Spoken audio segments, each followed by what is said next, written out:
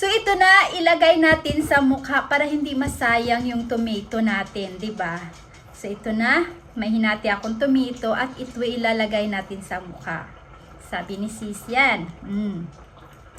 So, ito po. Totoo po na pwede po itong ilagay sa mukha at ito po ay maganda. Ito po talaga ang ginagawa ko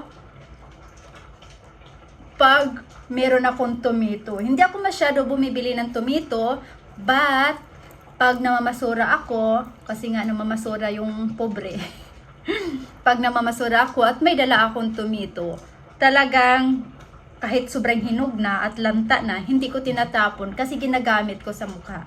Alam nyo ba, most na gamit ko sa mukha ay mga fruits at lahat nandyan lang sa kitchen talaga.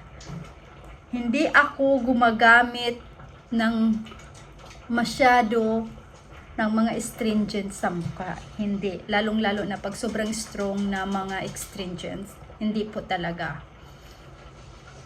Kasi masisira yung mukha nyo pagdating ng araw. Hindi man ngayon, pero darating yung araw na masisira talaga yung mukha nyo. Unproven, untested talaga yan. Kasi nasira na din yung mukha ko. So ito, isa ito sa mga gamit ko dito sa bahay. Isa ito sa mga gamit ko sa mukha ko. Sorry. But hindi lagi. Kasi hindi ako bumibili masyado ng ganito. At ang mga gamit ko sa mukha ay nasa kitchen lang talaga. Nasa kitchen lang. Gumagamit po ako ng salt, papaya, mga fruits. Gumagamit po ako ng mga fruits din. Lemon, yogurt, milk, asin, bigas, kanil, at iba pa. Yun po yung most mga gamit ko sa mukha. Hindi po ako masyadong bumibili or nag-ano ng mga astringent talaga. Lalong-lalo na pag sobrang strong. Kasi masisira yung mukha natin.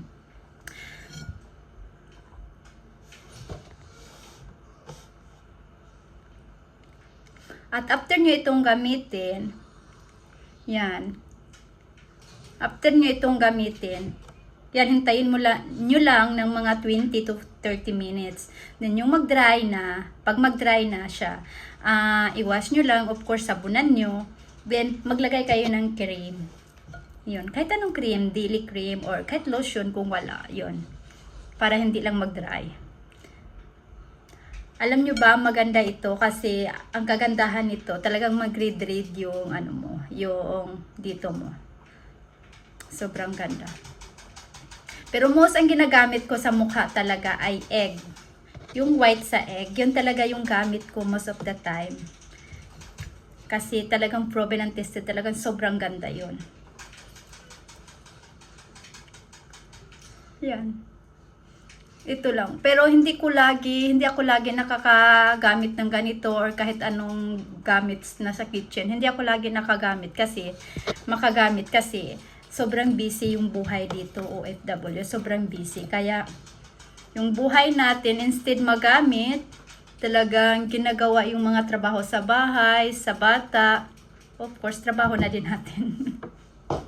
Kaya, try nyo, sobrang ganda. Proven and tested. Talagang gaganda yung katawan, yung mukha nyo pag gagamit kayo nito.